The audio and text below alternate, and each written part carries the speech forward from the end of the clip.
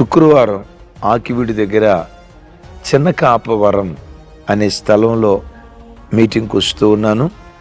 ఆయా ప్రాంతాల్లో ఉన్న మిమ్మలను ప్రేమపూర్వకంగా ఆహ్వానిస్తూ ఉన్నా.